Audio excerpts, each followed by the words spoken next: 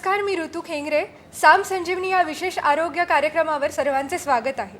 झोप ही सर्वांसाठी महत्त्वाची गोष्ट आहे. आपल्या आयुष्यावर, आरोग्यावर, एकूणच आपल्या दिनचर्येवर झोपेचा खूप मोठा प्रभाव असतो. त्यात अडचणी आल्यास आरोग्यावर परिणाम होतात. त्यामुळे शांत झोपेसाठी या विषयावर आज आपण चर्चा करणार आहोत. आणि यावर मार्गदर्शन करण्यासाठी आपल्यासोबत आहेत आत्मसंतुलन केंद्राच्या कार्यालयाच्या डॉक्टर मालविका तांबे. नमस्कार डॉक्टर मालविका तांबे. तुमचं स्वागत आहे. थँक्यू. तर तुम्हीही डॉक्टरांना प्रश्न विचारू शकता आणि या चर्चेत सहभागी होऊ शकता. त्यासाठी आमचा स्टुडिओ क्रमांक लिहून घ्या 02241010610. तर मॅम, झोप, त्यातही रात्रीची झोप किती महत्त्वाची असते? आता बघा, आपण जर का आपल्या आयुष्यातल्या मुख्य गोष्टींचा जर का विचार केला तर आपल्याला असं वाटतं ना की आजच्या काळामध्ये की आपण पैसा किती कमवतोय, आपला पगार किती, माझ्याकडे गाडी कुठली आहे, माझ्याकडे घर कशा प्रकारचं आहे. पण आपल्याकडे आयुर्वेदामध्ये क्लिअरली सांगितलं आहे की आपल्याला फक्त 3च गोष्टी महत्त्वाच्या असतात. ते म्हणजे आहार, निद्रा आणि ब्रह्मचर्य. म्हणजे खायला आपल्याला अन्न लागतं. आपण जो काही दिवसभर सगळं काम वगैरे केलेलं असतं त्याच्यानंतर शरीरामध्ये झालेले जे वेअर टेअर असतात ते सगळे सुधारण्याकरता आपल्याला निद्रा ही अत्यंत आवश्यक असते. आणि तिसरं म्हणजे ब्रह्मचर्य. म्हणजे त्याच्यामध्ये कसं आहे की तुम्ही या जगात आला आहात तर तुम्हाला पुढची पिढी देण्याचं तुमच्यावरती कर्तव्य असतं, की ते तुमचं धर्म आहे की तुम्हाला पुढच्या पिढीला जन्म द्यायला पाहिजे. म्हणजे कंटिन्युएशन ऑफ लाईफ. तर याच्यामध्ये आपल्याला हे समजायलाच पाहिजे की खरंच जगत असताना आपल्याला 2च गोष्टी महत्त्वाच्या आहेत, आहार आणि निद्रा. त्यामुळे झोप ही खूपच महत्त्वाची आहे आणि त्याच्याकडे सध्याच्या काळामध्ये खूप दुर्लक्ष होतं आहे. आपण जेव्हा लाईफस्टाईल डिसऑर्डर्स वगैरे हे सगळे शब्द वापरतोय तेव्हा या लाईफस्टाईलमध्ये गरजेचं काय आहे हेच आपण मुख्य विसरून जातो आहोत. तर आहाराच्या बाबतीत तर आपल्या चुका आपण विचार करतोय, सुधारवायचा प्रयत्न करतो आहोत. पण झोपेच्याबद्दल जे आपण म्हणतो ना की सगळी क्लॅरिटी असली पाहिजे थॉट प्रोसेसची, तीच सध्या नाही आहे. लोक केवढे आमच्याकडे येतात तेव्हा ते झोपेच्या गोळ्या घेत असतात, रात्रीची चांगली शांत झोप लागत नाही आहे, रात्रभर काम करतात आहे वगैरे, असे काहीतरी कारणं ते आपल्याला सांगत असतात. तर अशा वेळेला आपल्याला लक्ष काय द्यायला पाहिजे की झोप जी आहे ती शांत असलीच पाहिजे आणि ती आरोग्याकरता अत्यंत गरजेची असते. त्यामुळे शांत झोपेसाठी आपल्याला जे काहीही उपाय आयुर्वेदामध्ये सुचवलेले आहेत, आपल्याला जे काही चेंजेस आपल्या लाईफस्टाईलमध्ये करता येऊ शकतील ते सगळं करणं अत्यंत आवश्यक आहे. धन्यवाद मॅम या प्रश्नासाठी. तर पुढचा प्रश्न असा आहे की निद्रानाश होण्याची कारणं नेमकी काय असतात? बघा, आता आपण निद्रानाशपर्यंत जाण्याचा जेव्हा विचार करतो, निद्रानाश हा खूप मोठा आजार झाला. पहिली तर गोष्ट आपल्याला हीच बघायला पाहिजे की आधी झोप जी आहे ती शांत लागतीये का. म्हणजे आपण एक 6 तास, 7 तास, 8 तास जेव्हा आपण झोपेबद्दल म्हणतो आहोत तर तेव्हा ती झोप व्यवस्थित लागतीये का हेच आपल्याला आधी बघायला पाहिजे. सतत झोप तुटक असली, नाहीतर आपल्याला काहीतरी स्वप्न पडतात आहे, काहीतरी दचकूनच जाग येते आहे, सतत टॉयलेटलाच जावं लागतं आहे, असं सगळं होत असलं तरीही ती झोपेचा तो आजारच आहे. त्यामुळे निद्रानाशच्या आधीचे हे स्टेप्स असतात सगळ्या. आता झोप येत नाही त्याच्यामागे कारणं आपण काय बघू शकतो, तर एक असतं सगळ्यात महत्त्वाचं, ते म्हणजे मनाला शांतता न वाटणं. मानसिक शांती नसली, काहीतरी स्ट्रेस असला, चिडचिड होत असली, त्याच्यामुळे आपल्याला त्रास होऊ शकतो. जे काही आपण अन्न खातो आहोत त्याच्यातनं जर का आपल्या शरीराला व्यवस्थितपणे पोषण मिळत नसलं तर शरीरामध्ये वात वाढतो, कोरडेपणा वाढतो आणि तो सगळा जर का प्रॉब्लेम होत असला तरीसुद्धा आपलं जे नर्वस सिस्टम आहे ते शांत होऊ शकत नाही. आणि नर्वस सिस्टम जर का शांत नाही झालं तर झोप येत नाही. आपल्याला सगळ्यांना माहिती आहे की मेंदूच्या आजूबाजूला आपल्या इथे जल असतं आणि तेवढंच नव्हे तर मेंदूच्या मध्ये सुद्धा जलवाहिनी आपल्याकडे दिलेल्या असतात, ज्याला आपण सेरिब्रोस्पायनल फ्लुइड म्हणतो. तर हे सगळं जर का व्यवस्थितपणे ते पोषण आहे मेंदूचं ते होत नसलं, मेंदूच्या तिथलं जे टेम्परेचर्स आहेत ते जर का कंट्रोल होत नसले तर त्या सगळ्यामुळे झोप कमी होते किंवा झोपेमध्ये व्यत्यय आपल्याला येताना दिसतात. तर त्यामुळे हे सगळी काळजी जी आहे आपल्याला, म्हणजे विचार जे आहेत ते सगळे आपल्याला झोपेच्या बाबतीत करावे लागतात. त्यामुळे लाईफस्टाईलमधून सुद्धा, आपल्या वागणुकीमधून सुद्धा, आपल्या खाण्यापिण्यामधून सुद्धा आणि आपलं एकूण जे काही सामाजिक आजकाल चेंजेस झालेले आहेत त्या सगळ्यांमुळे सुद्धा निद्रानाश जो आहे किंवा झोपेचे प्रॉब्लेम्स हे सगळे आपल्याला होताना दिसतात ते सध्याच्या काळात. धन्यवाद मॅम. तर आपल्यासोबत पुढे उमेश यादव मुंबईहून आपल्यासोबत जोडले जाणार आहेत. उमेश सर, तुम्ही प्लीज तुमचा प्रश्न विचारा. माझा प्रश्न असा होता की नार्कोलेप्सी वरती काय ट्रीटमेंट आहे? अच्छा. तर सर कोणाला झाली आहे आणि काय वय आहे त्या व्यक्तीचं आणि काय तुम्हाला आत्ता त्यांच्यात अडचणी दिसतात ते? वय वगैरे तर नाही सांगता येणार, पण माझा एक असा स्टडी चालू आहे ना, हां हां. मी कारण फार्मसीचे स्टुडंट असल्यामुळे ओके. म्हणून मला विचारायचं होतं की नार्कोलेप्सीवरती काय ट्रीटमेंट असू शकते. आता बस कसं आहे सर की आपल्याला कुठल्याही आजारावरती आम्ही जेव्हा आयुर्वेदिक पद्धतीने विचार करतो तर डायग्नोसिसमध्ये आपल्याला एक्झॅक्टली कुठल्या प्रकारचा दोष आपल्याला आढळतो आहे, वातपित्त कफाचे कुठले आपल्याला सिम्पटम्स त्याच्यामध्ये दिसतात आहेत, वय कुठलं चालू आहे, त्या हिशोबाने बाकीचे डायग्नोसिसचे जे काही स्टेप्स आहेत त्या सगळ्या आपल्याला बघाव्या लागतात. तरीसुद्धा एकूण आपल्याला जर का नर्वस सिस्टमशी रिलेटेड कुठलाही आजार असला तर सगळ्यात महत्त्वाचं जे आपण सांगतो ते म्हणजे आपल्या मेंदूचं जे मुख्य पॉईंट असतो तो म्हणजे हा वरचा भाग, ज्याला आपल्याकडे टाळू म्हटलं जातं. तर त्याच्यावरती आपल्याला ब्रह्मलीन तेलासारखं एखादं तेल जर का नियमितपणे लावता आलं तर त्याचा आपल्याला फायदा होताना दिसतो. आणि त्याचबरोबरीने अंगालासुद्धा संपूर्ण जर का आपण तेल लावलं तर वातशमन सगळं जे आहे ते आपल्याला होताना दिसू शकतं. आणि एकूणच नर्वस सिस्टीम सगळी व्यवस्थित राहण्याच्या दृष्टीने आपल्याला पादाभ्यंग करण्याचा सुद्धा फायदा जो आहे तो मिळू शकतो. आता त्याच्यामध्ये झोपेचे वेगवेगळे त्रास आहेत, त्याच्या कॅटेगरीज असतात, त्या सगळ्या हिशोबाने आपल्याला औषधोपचारसुद्धा बघता येऊ शकेल.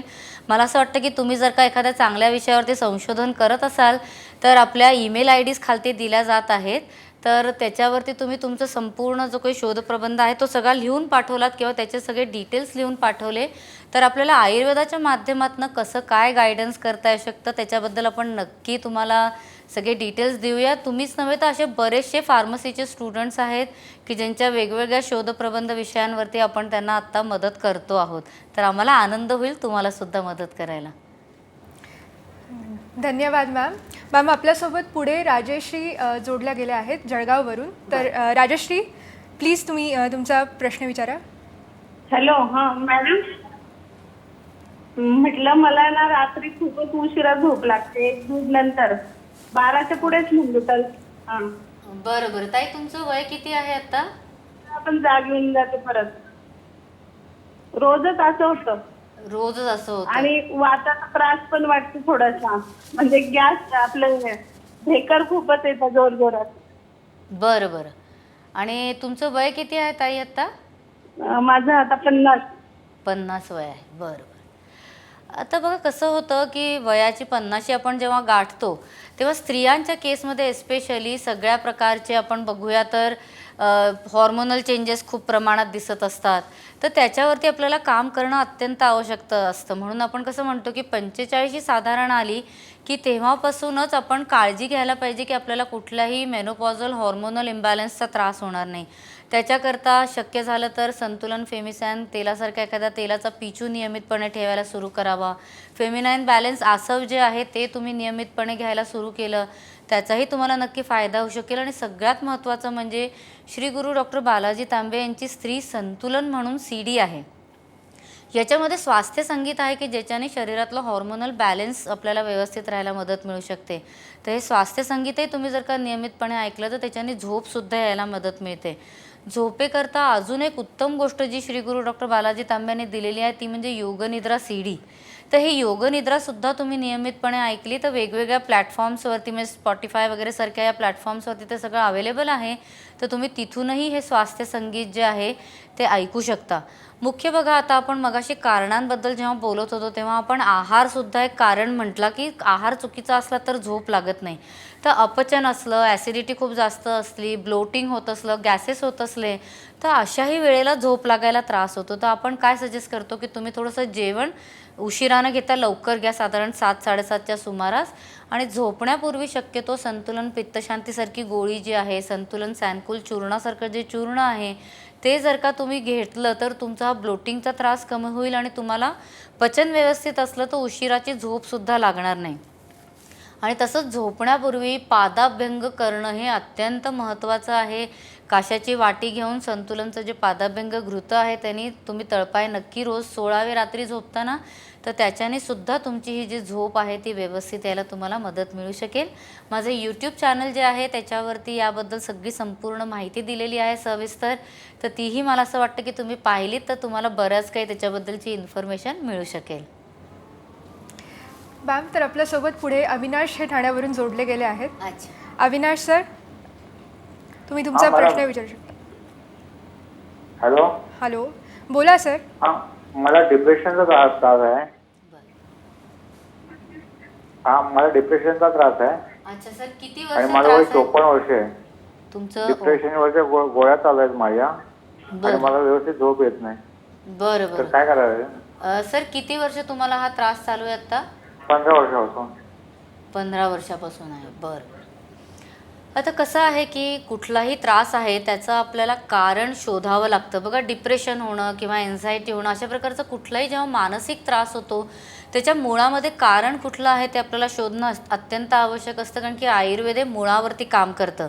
त्यामुळे सर प्रत्यक्ष मार्गदर्शन घेणं याच्याकरता जास्त श्रेयस्कर ठरेल असं मला वाटतं. पण सध्या तरी तुम्हाला मदत होण्याच्या दृष्टीने मी सर्वप्रथम तुम्हाला म्हणेन की स्वास्थ्य संगीत ऐकणं हे अत्यंत गरजेचं आहे. याच्याकरता तुम्ही काय करू शकता, तर श्री गुरु डॉक्टर बालाजी तांबे यांची स्पिरिट ऑफ हार्मनी म्हणून CD आहे. त्याच्यामध्ये वेगवेगळे सगळे जी काही संगीत रचना आहेत त्या जर का तुम्ही नियमितपणे ऐकल्या, त्याच्या शब्दांवरती नीट लक्ष दिलं तर स्वतःबरोबर जी हार्मनी असायला पाहिजे. आपण म्हणतो ना की आपल्याला स्वतःबरोबर शांतपणे जगता आलं पाहिजे, समोरच्या बरोबर तर जगताच आलं पाहिजे, पण हे अत्यंत महत्त्वाचं आहे की आपल्याला स्वतःबरोबर सुद्धा शांतता वाटेल, एकरूपता वाटेल. नाही तर आजकालच्या काळामध्ये आपण पाहिलं तर लोक जरा एकटी बसले की मोबाईल काढतात आणि काहीतरी त्याच्यावरती बघायला सुरू करतात. तर आम्ही नेहमी प्रमोट करतो की स्वतःबरोबर रोजचा अर्धा तास तरी नक्की घालवावा. आता हे घालवण्याकरता नुसतं बसताना आलं तर काय करायचं, स्वास्थ्य संगीत तर आपण ऐकायला सांगितलंच, पण त्याच्याचबरोबर ध्यान धारणा करणंसुद्धा खूप महत्त्वाचं आहे. की तुम्ही एखादं चांगलं असं संतुलन मेडिटेशन म्युझिक आहे तसं मेडिटेशन म्युझिक लावून तुम्ही मेडिटेशन करू शकलात. तर कारल्याचं जे ओंकाराचं मंदिर आहे तिथे ध्यान केल्यानंतर कित्येक लोकांचे प्रॉब्लेम्स आपल्याला सॉल्व्ह झालेले दिसले आहेत.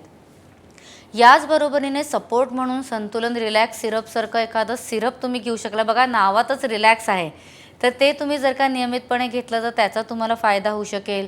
प्रकृतीला अनुरूप अशा ठरतात अशा काल्मोसारख्या गोळ्या जर का तुम्ही नियमितपणे घ्यायला सुरू केल्या तर त्याचाही फायदा होऊ शकेल.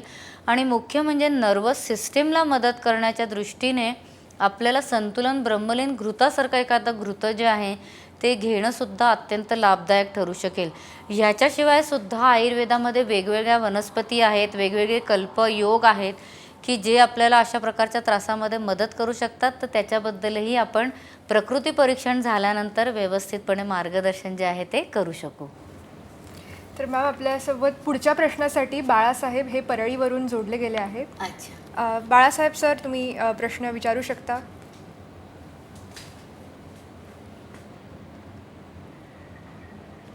सर, तुम्हाला आवाज येतो आहे? हॅलो. बरं, ते आपल्यासोबत जोडले जात नाही आहेत काही अच्छा. टेक्निकल इश्यूमुळे. तर मला असा प्रश्न विचारायचा वाटतो की झोपेच्या गोळ्या घेण्याचे अनेक दुष्परिणाम असतात, तर ते कोणते? बघा, कसं आहे की एक आपल्याला लक्षात घ्यायला पाहिजे की कुठल्याही गोष्टीची सवय लागणं हे अत्यंत चुकीचं असतं. म्हणजे ॲडिक्शन ज्याला आपण म्हणतो की ही गोष्ट घेतल्याशिवाय मला शांत वाटत नाही, मला झोप येत नाही, मला रिलॅक्स्ड वाटत नाही, अशा कुठल्याही गोष्टीला आपल्याकडे वाईटच म्हटलं गेलं. आता चहासारखी साधी गोष्ट आहे, तर आपण घेतली ती तर त्याचे आपल्याला औषधी फायदे पण मिळू शकतात, पण तेच त्याला करण्याची पद्धत जर का आपण बदलली तर त्याच्यातनं आपल्याला त्राससुद्धा होताना दिसतं. म्हणजे बरीचशी लोकं असं म्हणतात की अरे 4 वाजता मला चहा नाही मिळाला तर माझं डोकं दुखायला लागतं. तर आता याला चहाचा साईड इफेक्ट म्हणायचा की नाही, तर हा चहाचा साईड इफेक्टच आहे. मग तुम्ही म्हणाल की हे तर अन्न आहे, औषधी नाही आहे, मग याला साईड इफेक्ट्स कसे काय आले. त्यामुळे वस्तू कशी वापरतो आहोत ना त्याच्यावरती त्याचे त्रास किंवा हे जे आहे ते आपल्याला दिसतात. आता तुम्हाला गोळी घेतल्याशिवाय झोपच येत नसेल तर तो आधी मोठा साईड इफेक्टच झाला की तुम्हाला आता गोळीवरती तुम्ही पूर्णपणे डिपेंडंट झाला. त्यानंतर आपण गोळी घेताना जर का लोकांना पाहिलं तर त्याच्यानंतर आपल्याला त्यांच्या मूड स्विंग्स खूप प्रमाणात दिसायला लागतात. म्हणजे आपण म्हणतो ना की एक वागणुकीतले त्यांचे बदल जे आहेत ते खूप प्रमाणात दिसायला लागतात. शरीरामधलं जे मेटाबॉलिझम आहे ते खूप बदलताना दिसायला लागतं. अनइझीनेस त्या लोकांमध्ये दिसतो किंवा पचनाशी संबंधित ज्या तक्रारी आहेत त्या सगळ्या आपल्याला त्याच्यामध्ये दिसायला लागतात.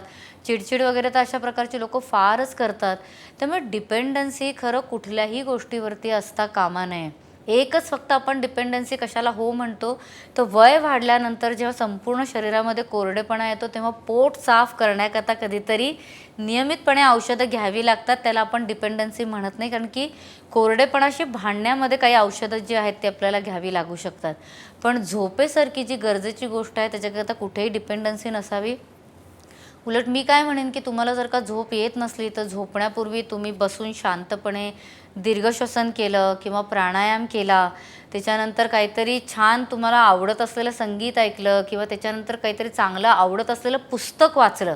व्हिडिओज वगैरे बिलकुल बघायचे नाही, पण एखादं पुस्तक की ज्याच्यामध्ये काहीतरी चांगली गोष्ट वाचून तुमच्या मनाला आनंद मिळू शकेल अशा प्रकारच्या काही तुम्ही पुस्तकं वाचलीत किंवा चांगले इन्सिडन्सेस तुमचे आठवायचे प्रयत्न केले की आयुष्यामध्ये काय काय चांगलं झालेलं आहे, तर अशा प्रकारचे कुठल्या तरी एक्सरसाइजेस ज्याला आपण मेंटल रुटीनमध्ये आपल्या टाकू शकू तसं काहीतरी व्यक्तींनी केलं तर त्याचा आपल्याला जास्त फायदा होताना दिसतो. नुसतंच झोप आपण घेतली गोळी घेऊन तर त्याचा कुठलाही आपल्या नर्वस सिस्टीमला फायदा होत नाही. उलट आजच्या काळामध्ये तर आपण बघतो आहोत की जेवढं आपल्या झोपेचे त्रास आपल्याला वाढताना दिसतात आहेत तेवढंच अल्झायमर्स, पार्किन्सन्स म्हणजे अशा प्रकारचे सगळे जे नर्वस सिस्टीम रिलेटेड डिसऑर्डर्स आहेत ते आपल्याला जास्त प्रमाणात दिसायला लागलेले आहेत. त्यामुळे झोप ही नैसर्गिकच असणं जास्त इष्ट ठरतं. तर मॅम पुढचा प्रश्न आहे पुण्याहून अजित यांचा. नमस्ते अजित सर, तुमचा प्रश्न विचारू शकता.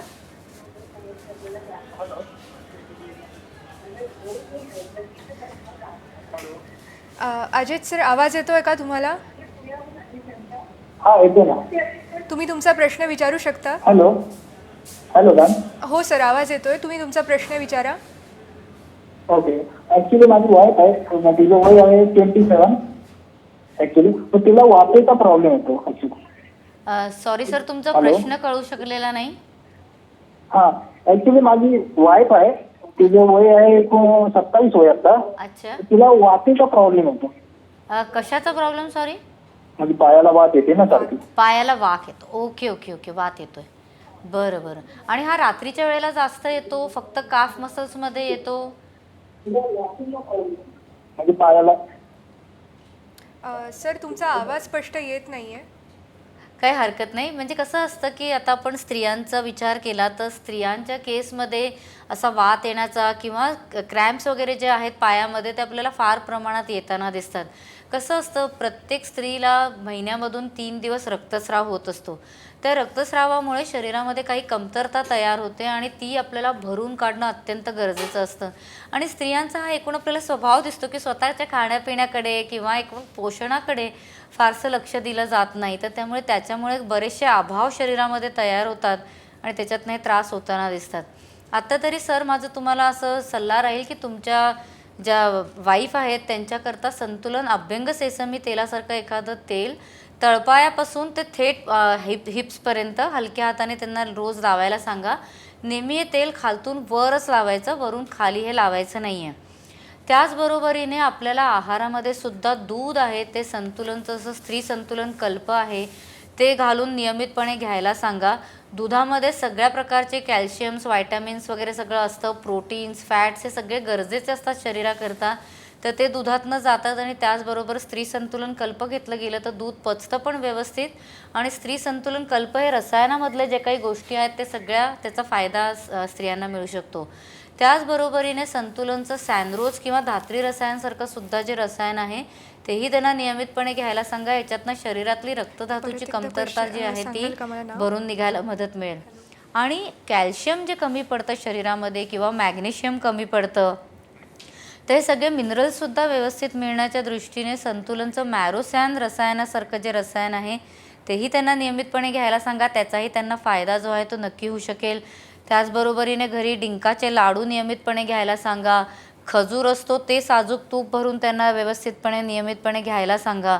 आता ह्याच्यातनं काय होईल की याच्यातनं सुद्धा शरीरामध्ये आपल्याला गरजेचे असलेले सगळे जे महत्त्वाचे मिनरल्स असतात, व्हायटामिन्स असतात ते सगळे मिळायला त्यांना मदत मिळू शकेल. मला वाटतं 1-1.5 महिना त्यांनी जर काय व्यवस्थितपणे सगळी काळजी घेतली तर त्यांचा हा त्रास कमी व्हायला नक्की मदत मिळू शकेल. तरी नाही फरक पडला तर तुम्ही तज्ज्ञांचं मार्गदर्शन घ्या, म्हणजे अजून काही दुसरा दोष आढळतोय का ते बघून आपल्याला औषधोपचार व्यवस्थित करता येऊ शकेल. तर मॅम पुढचा प्रश्न आहे चेतन यांचा मनमाडवरून. चेतन सर, तुम्ही तुमचा प्रश्न विचारू शकता. हॅलो. हा मॅडम, मला रिसेंटली नाही का पॅरालिसिसचा अटॅक आला होता. नाही सॉरी, तुमचा आवाज नीट पोचत नाहीये. मॅडम, मला माझाच आवाज पुन्हा येतो नाही का? सर, तुमचा आवाज स्पष्ट येत नाही. हॅलो. हो, बोला. हो म्हणलं मॅडम, मला रिसेंटली ना पॅरालिसिसचा स्ट्रोक आला होता नाही का? ओ अच्छा अच्छा अच्छा, ओके. तर मॅडम त्यानंतर मला झोपेचा प्रॉब्लेम झाला. मला रात्री झोप लवकर लागत नाही. म्हणजे रात्री 2 पण वाजता किंवा 4 पण वाजता असं होतं नाही का? बरं बरं. आणि सर, तुमचा जो पॅरालिसिसचा झटका आला त्याच्यातनं तुम्ही बऱ्यापैकी रिकवर झाला आहात? हो मॅडम, हो मॅडम. माझी म्हणजे लेफ्ट साईडचा हात आणि पाय थोडासा वर्क नव्हता करत. म्हणजे हात तर काहीच वर्क नव्हता करत. आता पूर्णपणे वर्क करतोय नाही का? बरं बरं, त्या चांगली मेडिसिन चालू गोष्ट आहे. आहे मला. ओके, गुड, चांगली गोष्ट आहे. म्हणजे कसं असतं बघा, की आपण जसा विचार करतो आहोत की नर्वस सिस्टीमवरती काम करावं लागतं आपल्याला झोपेकरता. आता सरांना रिव्हर्स वेनी त्रास होतो आहे, की त्यांना आधी पॅरालिसिसचा त्रास झाला आणि त्याच्यानंतर झोप येणं बंद झालं. आता कसं आहे की आपल्या नसा आहेत, त्यांनी परत काम करणं सुरू केलं, चांगलं आहे. पण आपल्याला कसं हो, एखादी कोणीतरी मुस्कटात मारले की कसं काही दिवस मनामध्ये खुपत राहतं की नाही की अरे अरे मला कोणीतरी मारलं किंवा दुसरा काही त्रास झाला. तर तशा प्रकारे असा कुठलाही घात जर का आपल्या शरीरावरती झाला, एस्पेशली आपल्या नसांवरती झाला, तर त्रास जरी कमी आपल्याला झालेल्यासारखं जाणवला तरी त्या नसांना आपल्याला रिकव्हरी पिरियड द्यावा लागतो, त्यांच्यावरती आपल्याला वर्क करावं लागतं. तर आत्ता माझं तुम्हाला असा सल्ला राहील की सर्वप्रथम तर संतुलन कुंडलिनी तेलासारखं जे तेल आहे ते पाठीच्या मणक्यावरती खालतूनवरती हलक्या हाताने तुम्ही लावायला सुरू करा, की जेणेकरून सगळ्याच नसांना जो काही हा त्रास आत्ता झालेला आहे त्याच्यातनं त्यांना शॉकमधनं बाहेर यायला त्यांना मदत मिळू शकेल. त्यानंतर संतुलन ब्रह्मलीन तेलासारखं जे तेल आहे ते रोज रात्री झोपताना इथे टाळूवरती 4 ते 5 थेंब नक्की लावा. त्याच्याने नर्वस सिस्टीमला संपूर्ण मदत मिळायला आपल्याला मदत करता येऊ शकेल. त्याचबरोबरीने संतुलन ब्रह्मलीन तूप जे आहे, घृत जे आहे, तेही तुम्ही नियमित 1 चमचा घ्यायला सुरू करा. म्हणजे त्याचाही तुम्हाला फायदा सर नक्की मिळू शकेल. आणि घरामध्ये सगळे ड्रायफ्रूट जे आहे त्यांची व्यवस्थित पूड करून ठेवा, ती तुम्ही दुधातनं नियमितपणे घ्यायला सुरू करा. त्याच्यामध्ये जमलं तर शतदामसारखं जे आपलं कल्प आहे तेही तुम्ही नियमितपणे टाकायला सुरुवात केली तर त्याचा फायदा होऊ शकेल.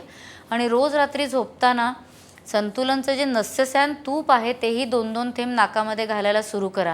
मला वाटतं या 4-5 गोष्टी तुम्ही जर का नियमित करायला सुरू केल्यात, अगदी सोप्या आहेत करायला, या सुरू केल्यात तर तुमचा झोपेचा सुद्धा जो त्रास आहे आणि पॅरालिसिसचा सुद्धा जो त्रास आत्ता झालेला आहे त्या सगळ्यातनं बाहेर निघायला तुम्हाला मदत जी आहे ती नक्की मिळू शकेल.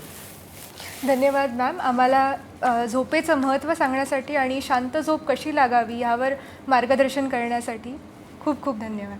मलाही आनंद आहे.